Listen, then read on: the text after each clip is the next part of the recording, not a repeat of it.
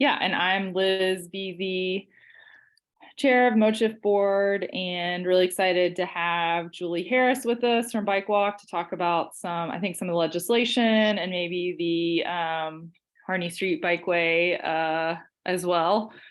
I know we paid close attention to that and have been trying to promote that for many years, as maybe you have as well. Let's see, I'm trying to think if there's any announcements. I guess I will just put in the chat. We have a couple other upcoming team meetings. If folks want to get more involved, we have a walkability team that's doing some great work, a transit team, and what are other teams? Missing middle team working on more affordable housing. And bike team. So I'll put some info in the chat. Most of you, I think, are familiar with that, but if folks want to connect with those, we are maybe trying to organize an event for Transit Equity Day, which is coming up soon on February 4th, but we'll keep everybody posted via our email list and social media, and a blog if we end up planning something for that. I think we may at a minimum at least do a blog or something. Let's see if there are other things. I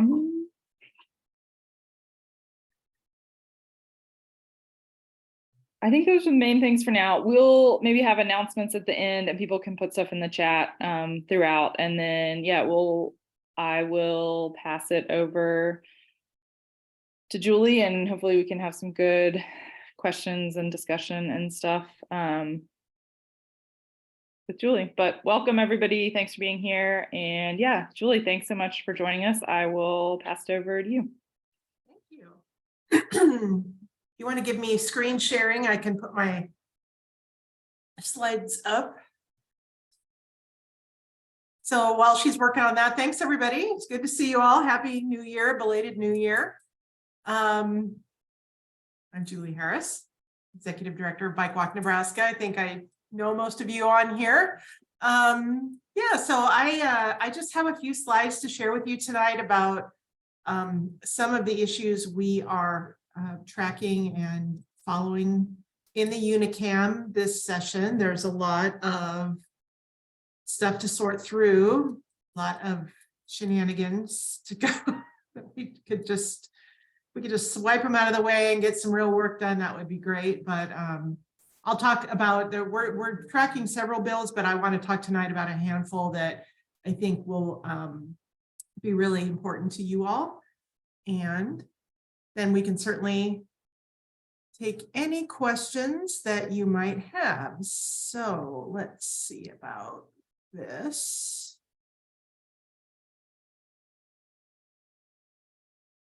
All right, we good? All right.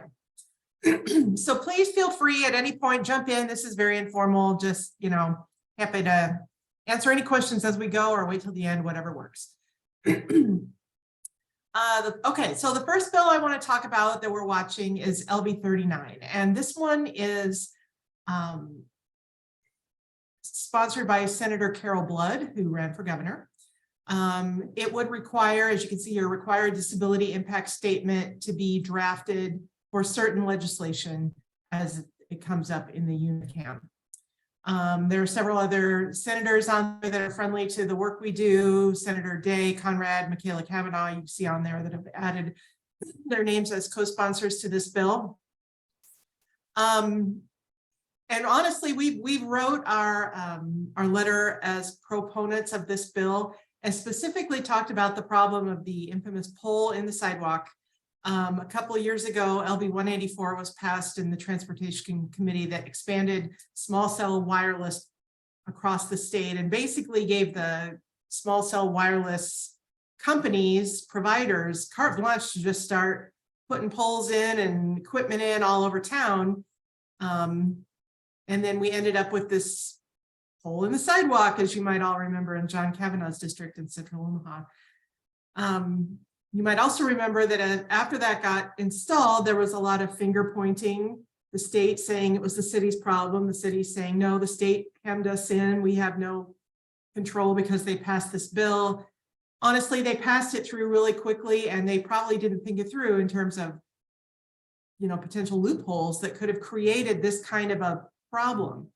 Had they had to take a step back and do a disability impact statement for this bill, maybe they would have caught the fact that, oh, this might give small cell wireless providers the option to put a pole in the middle of the sidewalk, which is adversely affects people with disabilities. We should probably try to amend the language.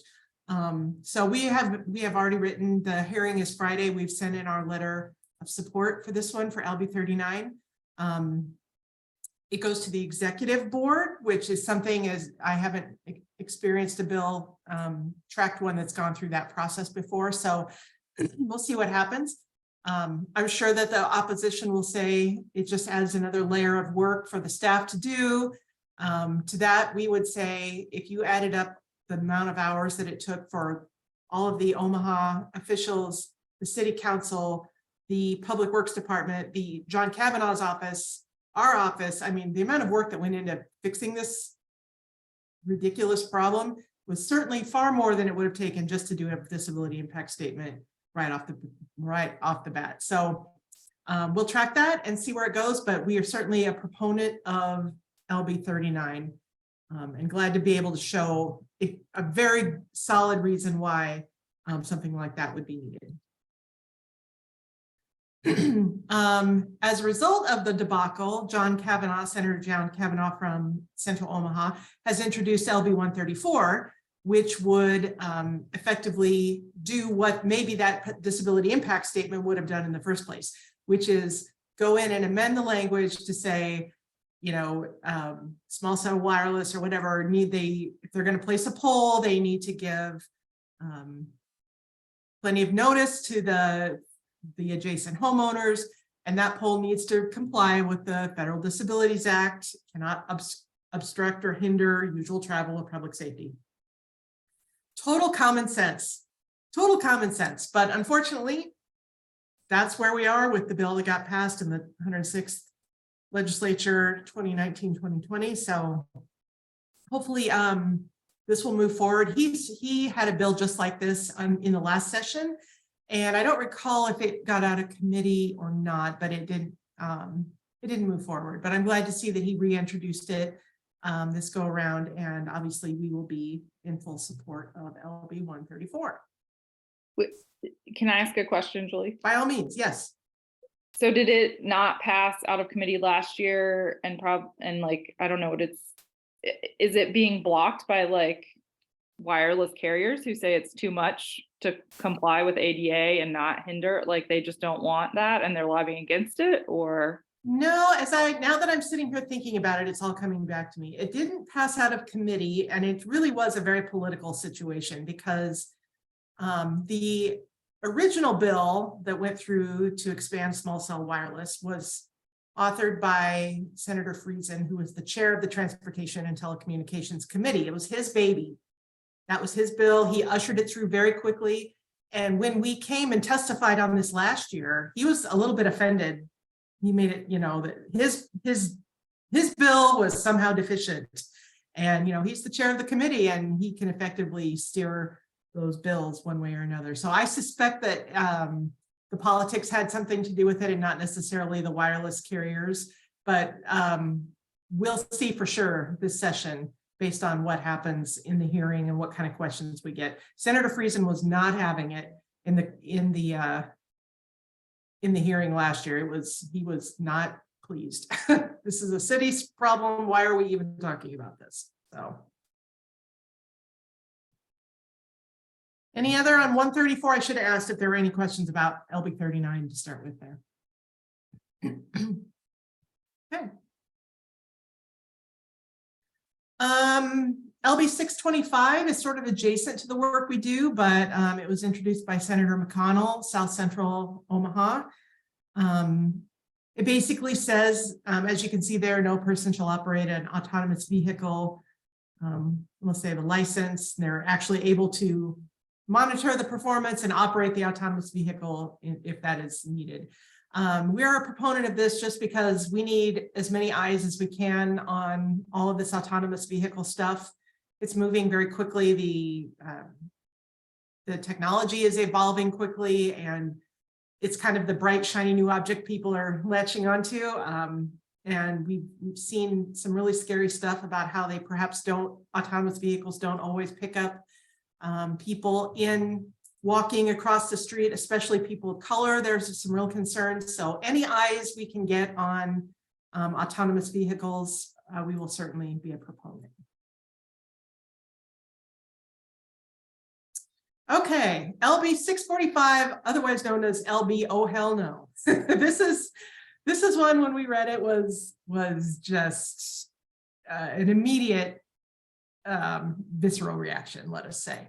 And we're trying to kind of do some sleuthing to figure out what the motivation is behind this bill and why Senator McConnell, or sorry, McDonnell, God help us, Senator McDonnell brought this. He's an Omaha senator, as I mentioned before. This would change provisions to the state statute related to state highways. It specifically calls out adding capacity to roads and using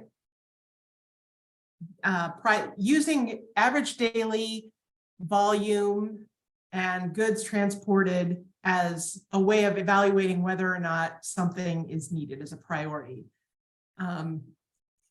It's just crazy. We don't need more roads, and we certainly don't need them based on how much traffic and what the value of the goods transported is. That's the opposite of what we should be doing when we evaluate whether or not we need more roads, more capacity, more lanes. This bill also would strike language that's currently in the state statute that also could be very detrimental to people who bike and walk and rely on our streets and sidewalks for transportation. It used to say that the main priority should be the preservation of the system. And we've heard over and over again through so many things in Omaha with public works and street bonds and whatnot, that the priority always is fix what we have first, fix what we have first. It's said over and over and over again. And that's basically what the state statute said. They want to remove that language. And they also want to remove the language about using the enhancement of quality of life for all Nebraska citizens as a priority when looking at whether or not we should expand capacity. So that's going to work against us as well. We will be all out against this. Some of our friends at MAPA, there's other language in this bill that deals with how the funding is allocated in various districts across Nebraska. I'm not savvy enough to know exactly if that portion of the bill is something that might be helpful. It would probably be helpful to the Omaha area. I don't know, as a statewide organization, I don't know what the impact would be beyond that, but to me, that part doesn't matter at all, because what the portion that I've shown you here is just so terrible that we're going to say, no, absolutely not. There's not a hearing date yet on this one, but I would really encourage you all to write in. There's an opportunity now to provide written testimony very easily on the Unicam's website. So if you can't, if you don't want to be there to testify in person, it's easy to get your comments on the record, easier than ever to get your comments on the record on this one. Any questions about this one?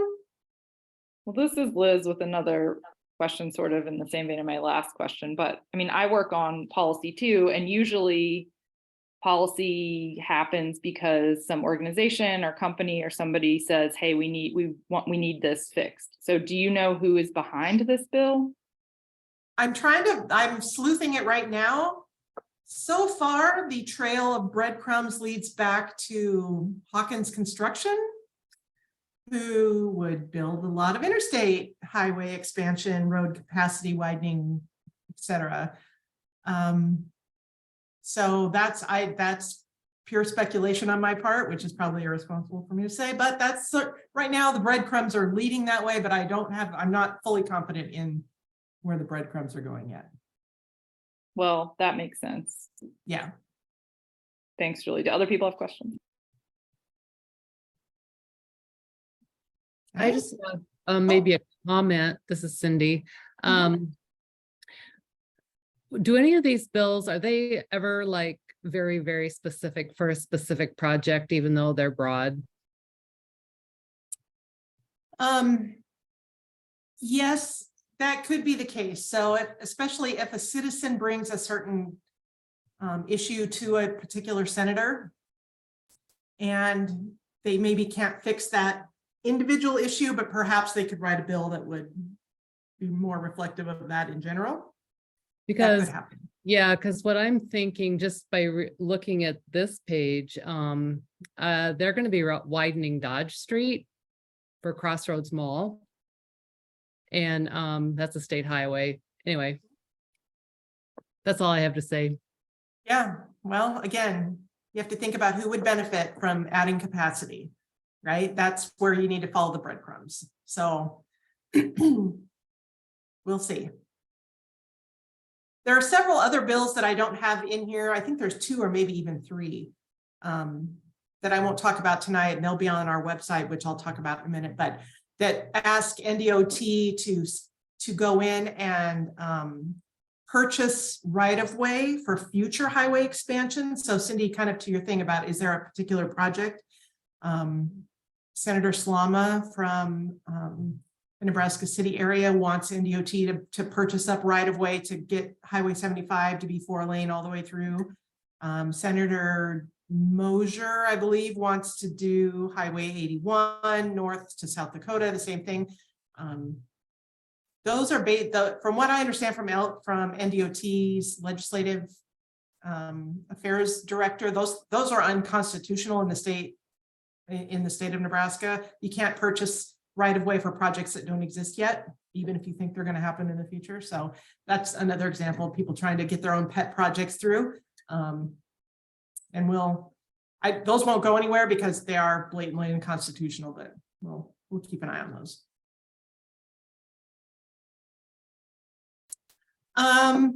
And here at the blue sky, LB 738, this is our bill. This is Bike Walk Nebraska's bill that we asked to be brought on our behalf this session. It would change the rules of the road related to electric bicycles. Basically, all this would do is update the statutory definition of an electric bicycle. Last session, Senator Jen Day from the Sarpy County sort of Gretna area brought this bill. She had a constituent come and express concern about being able to use their e-bikes in a state park or something. And this was the bill that she introduced to try to alleviate that issue. It wasn't really a very compatible situation, and the bill didn't make it out of committee. But we went over the summer to Senator Day's office and said, hey, we do need to update the statutory definition of an e-bike. Would you be willing to reintroduce this? They were unable to do so, so they got Senator Jane Raybould, who's new to the UNICAM. She's a former Lincoln City Council member and a bicyclist herself. And even better, her new legislative aide is actually was 8 years with Senator Hilkeman previously to this. Senator Hilkeman, of course, being senator that got us the $8.3 million last year for the Mopac Trail. So legislative affairs, or legislative assistant Kate, knows her stuff, and she's great to work with. So we were very pleased to have Senator Raybould's office pick this one up for us. It would basically strike the previous language that existed about what an electric bicycle is, because it basically, what we had in there before was one size fits all definition. And as you all know, the e-bike market is exploding with not only various models and types and just the sheer numbers that are being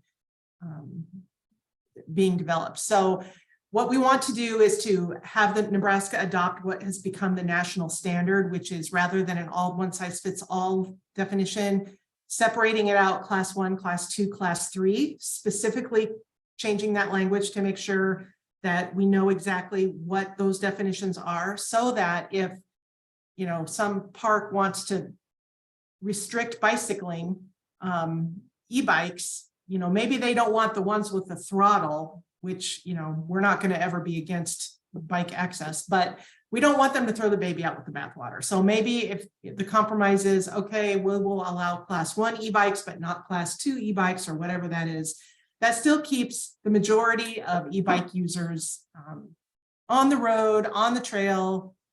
You know, the class 1 e-bike is what Heartland Bike Share, their e-bikes are class 1 e-bikes. If any of you here, and many of you probably do have an e-bike in your garage, it's likely a class 1. We just need it to be nuanced.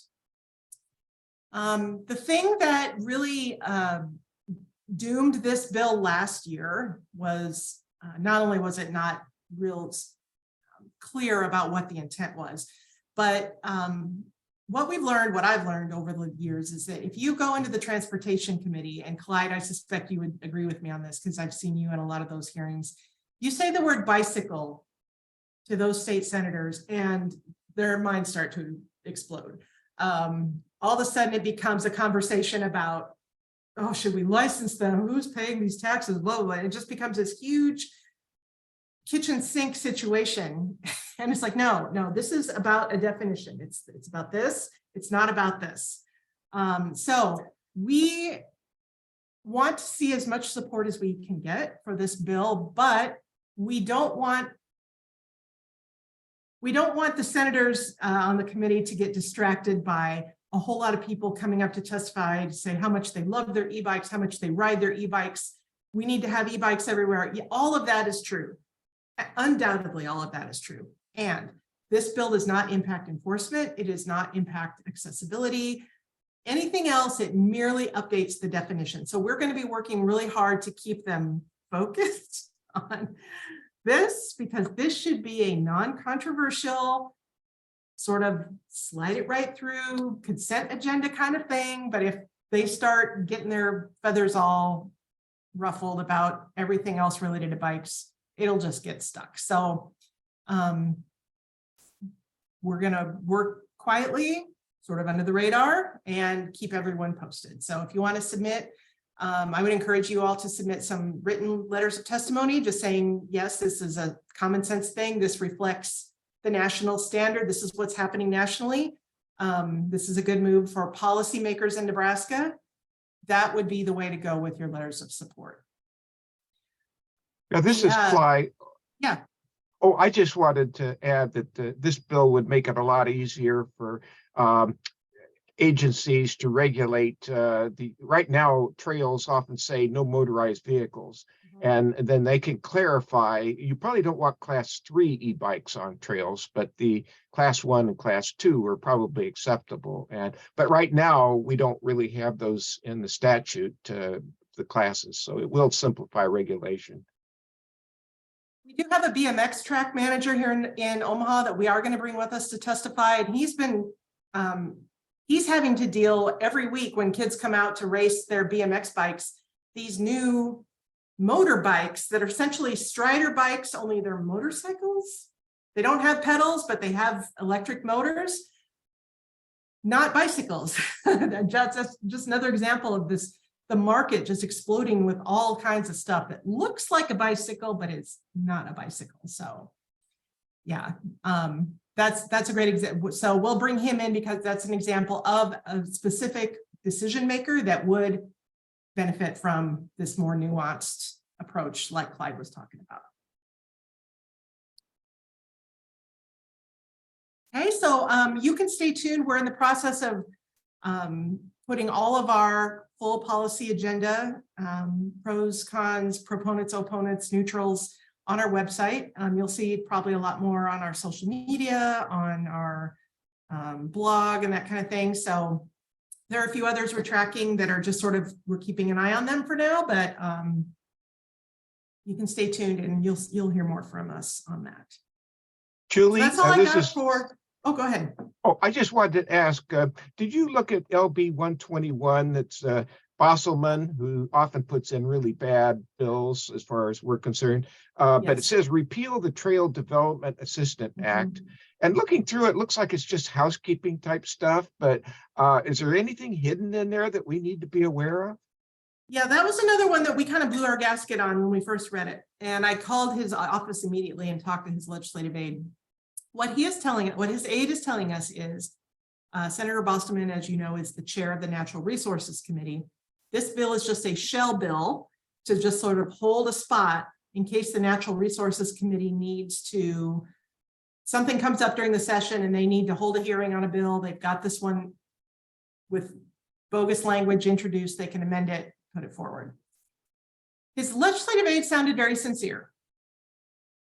I will tell you, the language in this bill, and especially the name of the bill, and given some of the recent advocacy we've been doing, it's a little too on the nose.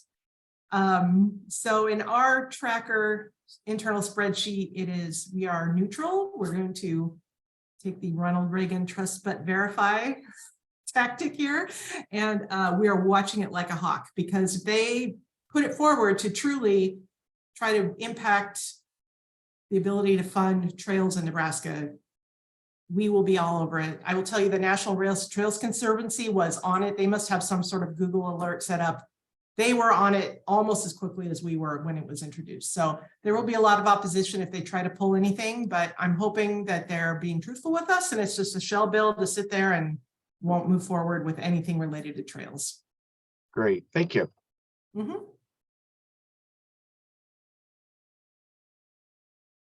Okay, anything else that I can answer, bikeway or otherwise? I don't know what I can really say about the bikeway, but we'll see. I'll give it a shot. Stump the band. Well, I can come up with a bikeway question. I mean, yeah, and Julie, I think, my understanding is that Bike Walk really tried really hard to work with the city to not piss off the city, to be collaborative, to help make that project happen. Mode Shift often pushes hard against the city because we don't think they're doing enough. But I mean, we're really excited that you were able to do that. But it's really unfortunate, I think, that, all of a sudden the mayor says, oh, we're getting rid of it, and then blocks you from participation. And it seems to me that, that there are things going on at the city like Vision Zero and Mode Shift. And I think Bike Walk are both sort of blocked from the conversation because, and I think that's really unfortunate that the city has a commitment to Vision Zero, 0 deaths in our streets. And then they're not willing to engage some of the organizations that want to help them get there and get the word out that would do that work for free. Yeah, that's really what did happen. We were trying, it was a common sense measure on our part. We weren't asking necessarily for the pilot to be extended. We were asking for them just to leave it alone. If you're going to tear up the street anyway, forget the pilot, just leave it there. We have some money. We can help with that. Just leave it there. We're going to tear it up. I don't know. Things went down in a very weird way. And yeah, why we were asked or blocked, not asked, or whatever you want to say, from participating in that conversation is just, that's why we had to do what we did. And we didn't want to have to go to the level 10 option, but we really didn't have a choice. So we have removed ourselves from that. I don't know. I guess the city is now doing the snow removal. I think Omaha by Design through Metro Smart Cities is still sort of engaged in all that. I do know that they are looking at potential options for getting a plan in place, or at least getting a plan drafted that would see what it would look like to add the bikeway to the north side of Harney, so that it can coexist with the streetcar on the south side of Harney. That's what the other thing that we were asking, and that would have been our #1 recommendation had we been allowed to get to that point at the end of the pilot, would be to say, yes, it needs to stay, and we need to move it to the north side of the street because of the snow and the ice and the shade and all of that stuff. So I'm cautiously optimistic that that it will move forward with the streetcar. We will just be staying out of that conversation. We'll be keeping our fingers crossed and cheering everybody on from the sidelines, but we're going to have to stay out of that for now and hope that the common sense prevails. Yeah, I was concerned that, you know, there's all these planning processes like Vision Zero, there's a planning process now, and the Connect Omaha bike walk Active mobility master plan. Yes, that one. There's that one, and there's the climate plan all sort of happening now that I think would all recommend, yeah, more biking is good, and we should do it in a safe way so that people don't get hurt. And that the bikeway is a really good, like one of the few examples of that infrastructure that we have. And it seems unfortunate that those plans are going as the bikeway was potentially going to be taken out. But we have done some digging and questioning, and it sounds like it is part of the plan, and it is in there, and they are trying to connect some of the plans and conversations and make sure the bikeway. So I am hopeful that it will stay. Well, you know that at the end of the day, the mayor is on the record saying she's 100% in support of protected bike lanes. So, you know, she got backed into that corner, and now we're going to have to hold her feet to the fire. We're going to have to remind her of those words. And if you're going to be 100% in favor of protected bike lanes, that means you have to be 100% in favor of plowing the snow from the ones that you have, for instance, and the ones that you want, that you're 100% supportive of in the future. So the maintenance part goes along with it. And, you know, she will listen to what Public Works has to say. She values their opinion probably more than, maybe not more than the police chiefs, but right up there. And if they're telling her they don't want it, then that's what her stance was going to be. So there have been some changes in Public Works, as we all know. So we'll see what happens. Yeah. Well, thanks. Do you want to stop screen sharing, and then maybe I can better facilitate a conversation and see folks Sure. if Sorry about that. Thanks. Yeah. Do other folks want to ask questions or have? Oh, I see Ryan is raising his hand. Yeah, well, we're still on the bike lane. A follow-up. I was talking to somebody who had been involved in when it was originally proposed 11 years ago or whatnot. And they said they had done an analysis that recognized that it needed to be on the north side. And so I was wondering if it was this another thing that got lost in the closure of some of those offices were you guys ever aware that there was a previous design that had been done? Yeah, we knew that they had, I think it was Tool Design that had started to do some work on some initial analysis before. I will tell you that the alternatives analysis that was done for the pilot, we had to sort of balance between two things. There were the amount of cars at every intersection turning left from Harney to go northbound was pretty significant at several intersections. In addition to all the parking garages, people queuing up to turn into the parking garages through that potential bike lane was another consideration there. Now, on the reverse side, if you put it on the south side of the street, there's all those cars turning to get onto I-480 and coming off of I-480. So, you know, it was like we had to kind of try to figure out what is the best given all of this situation. I can tell you there was nothing nefarious about choosing the south side of the street. It really was trying to find the safest option given the number of turning vehicles at every intersection.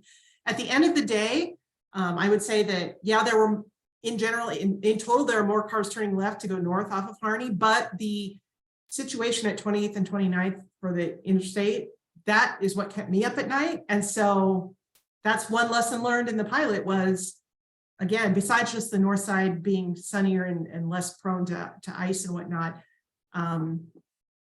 you know, the northbound side is probably a better option, but there was nothing conspiratorial or nefarious about the choice. But I was of just terms. curious because I've learned that a lot of things that were done, like carbon calculations, have been lost when those offices were shut down. So whether that information carried on or what, in the context of larger climate planning and whatnot. Yeah, I don't know, Ryan. I don't know if there was any climate That was conversation separate. happening. I Yeah, thought that might have, I was curious whether that was another example. Yeah, with it being a pilot project, we were just looking really more at the engineering side of stuff. Yeah. There were other related thing to that. I don't want to jump in front of other folks. Was your experience with Metro Smart Cities in thinking about the sort of black box configuration that it has, where it seems like groups can be admitted or dismissed at whim. Records seem to indicate that the only major change that occurred in the final half year or so of the climate RFP was to make them the primary authority. And so there's questions as to what that will look like in terms of transparency. And by climate RFP, I think you mean the city's RFP for a firm to do a climate plan for the city of Omaha. A climate action plan, yes, we do confused. have those. There was a long delay in getting that out, and there was supposedly a lot of things going on, but anyways. Yeah, we won't be part of Metro Smart Cities moving forward. If I were a strong proponent for the climate action plan, I would be watching that very carefully. Yeah, I mean, I think that there are transparency concerns too, like you were saying, Ryan, about the black box of like, well, The difference here between the bikeway and the climate action plan, as you'll know, the bikeway that we were a privately funded, very contained pilot project. Climate action plan is a city initiative. These are two very different animals. So yeah, I would monitor that very carefully. oh, Clyde, you're waving your hand. Oh, it looked like you unmuted, but I don't think we can hear you, Clyde. No. I can't hear you, sorry. Can you hear me now? Yes. Oh, okay.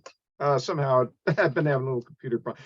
But anyway, LB 721, which was introduced by Senator Ballard, would appropriate $25 million of general funds for the East Beltway in Lincoln. I realize it doesn't affect the Omaha area, but you're a statewide organization. And it just doesn't seem appropriate to be using general funds for a highway project. And Yeah. I was just wondering if that raised any flags with you. It did, Clyde, and we've tried to track down the breadcrumbs on that one as well.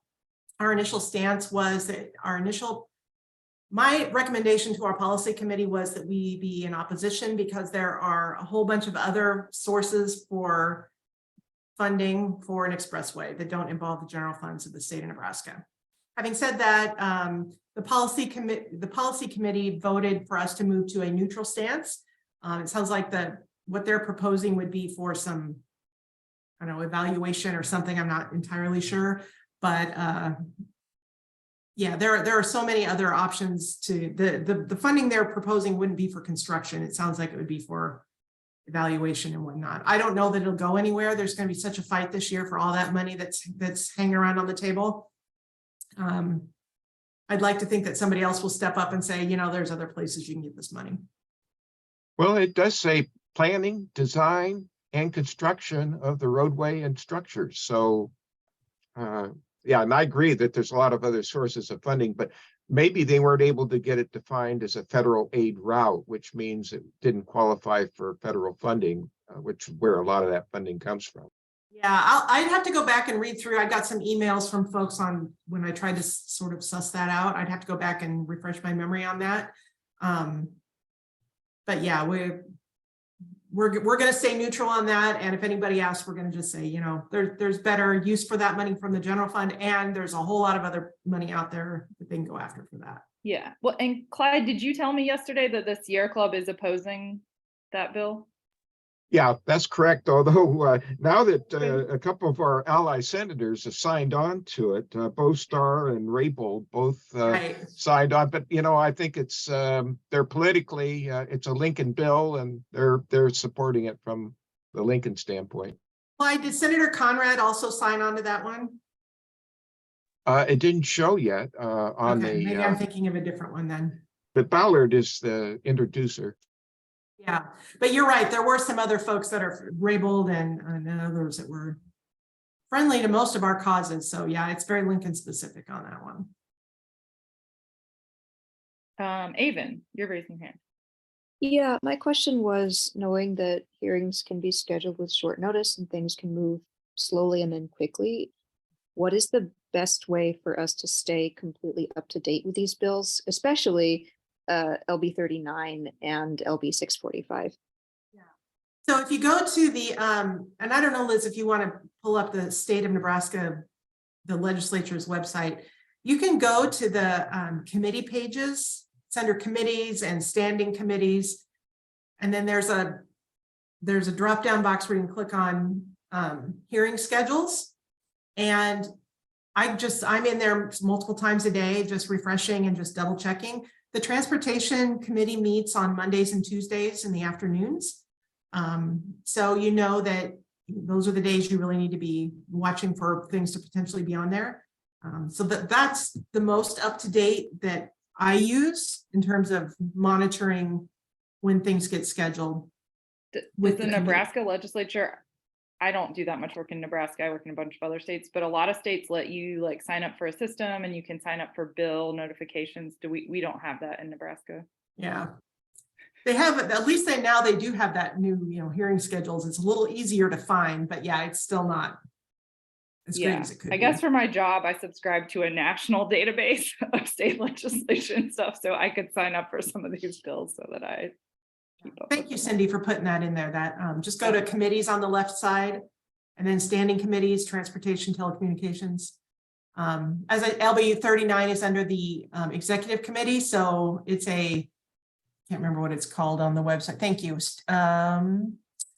Go to standing committees and then, yep. There's transportation. Maybe it's under committee tools. Click on that one, Liz. No. Try going up to home. And hearing schedules, about a third of the way down.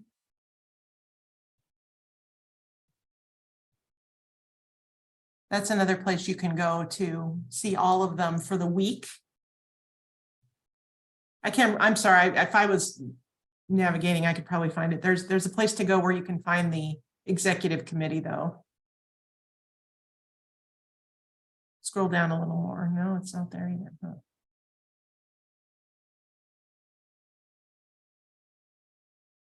Well, at any rate, LB 39 is, you can also go directly to the bill. Try that one, Liz, to go to bill LB 39. Yeah.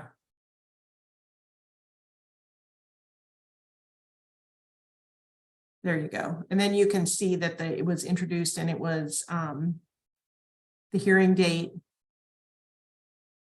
and where you can submit your comments. So the hearing date's Friday. Thank you.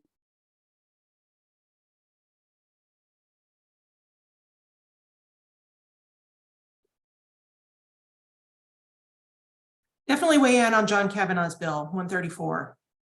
That's a good one. And with Senator Geis as the new chair of the committee, hopefully that one will get some traction. Although the politics they are getting nastier by the day, so who knows?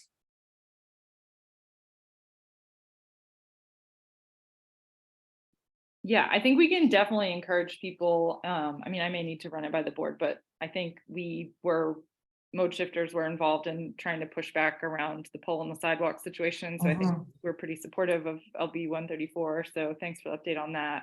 Yeah. LB 39 seems like a clear aligned thing as well. And then definitely fighting the bad bill, the 645. LB, oh hell no. Yes, that was key. Well, I've taken a lot of your time here, so unless there's any other questions, I'll let you guys get back to your normal programming here. I did have one more I was curious about. I don't know if you saw the report that the data lab did with mode shift using that grant data on the potential points of conflict with the proposed streetcar route. Is the streetcar committee in communication with Bike Walk at all about how to integrate bike safety into design for their? Nope, not at all. They're not at all, and honestly, you know, I think what Stephen Osberg did a deep dive into that research that's on the record. You know, when whoever it was that wrote that article, when they did the record search, Stephen really did a lot of research and found that that it's really not an issue in the cities that see it and work with it every day.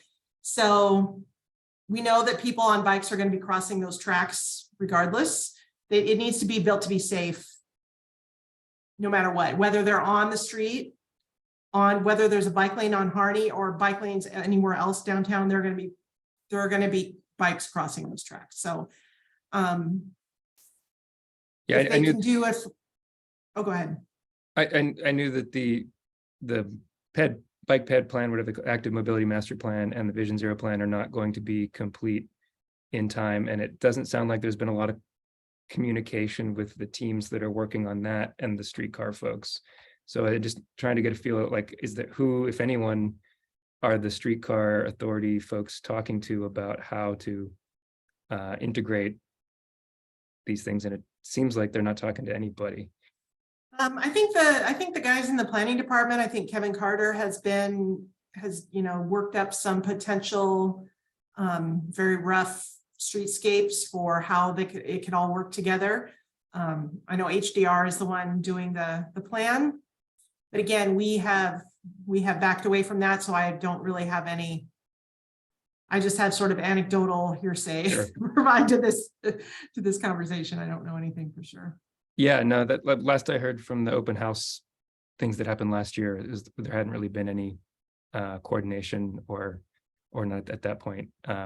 The last thing I would ask about is the 72nd Dodge Library plans, as that is a state highway. If Bike Walk had anything on the agenda there of how to leverage that situation to. I think literally today, got a calendar invite to a meeting for something related to that. I'll have to go back and look to see what it is for sure. But certainly we will, so yeah, that is a state highway. That's a huge concern. Crossing state highways, whether it's 72nd and Dodge or Highway 2 in Broken Bow, it doesn't matter to us. It's a state highway and it's unsafe, and we'll go to bat for it. So yeah, we will be weighing in and, you know, trying to get involved as best we can. Thankfully, we have people like the mayor of 72nd and Dodge, Cindy, there to keep track of these things, and lots of folks here that can help. But yeah, we will be, we'll definitely be weighing in on that.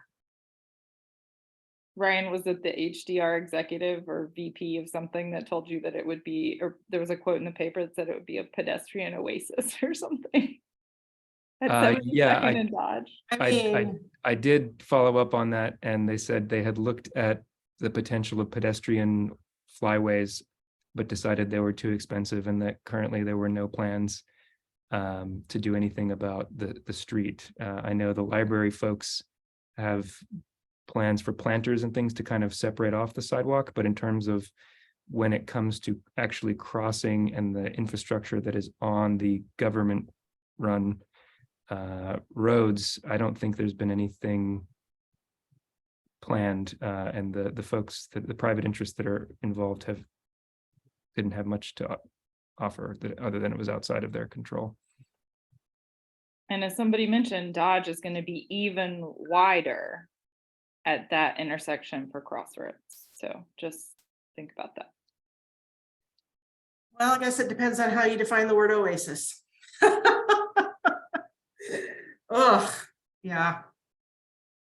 You know, it's a maddening job that we all have. We have to celebrate the small wins. We have to celebrate the small incremental progress. That's hard when we face such stupidity in so many cases around us. But, you know, just keep working hard and don't forget to celebrate those small wins, because really that's how this is all going to go. We're going to just start knitting stitches together, and it's all going to come together. So keep at it. Yeah, thanks, Julie. Thanks, everybody. I guess we can see on if people want to chat or have other discussion. Thank items you, or questions, Julie. But Thanks, Of course, that Julie. was it's good really to see great, you Julie. all. We appreciate Thank you that so Bike Walk much. is tracking all of those things, and will Yeah. hopefully keep us in the loop. And we'll try to get a blog up with an overview or sort of some of those things, and send folks maybe to you for more info. Great. Thanks, everybody. Have a good evening. Thanks, Julie.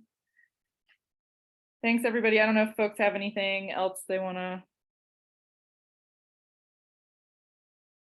No, Bring not up. really. That was the main event right there. Well, I thought it was very helpful. I missed that LB 738. That was introduced apparently very late on Wednesday before the deadline. And when I was looking through the bills for our Sierra Club Legislative Committee meeting on Thursday, I missed that one. So I got to add that to our list, because we supported that last year, and we'll support it this year too. Yeah, that's the one on electric bikes and Correct. just changing the definition. Cool. Well, thanks, everyone. We'll try to get something out with more info if you want to follow up on the bills, and we will try to track them and keep people posted a little bit if we can. Thank you. Great. Thank you. Good night, everybody. Bye. Good night. Bye.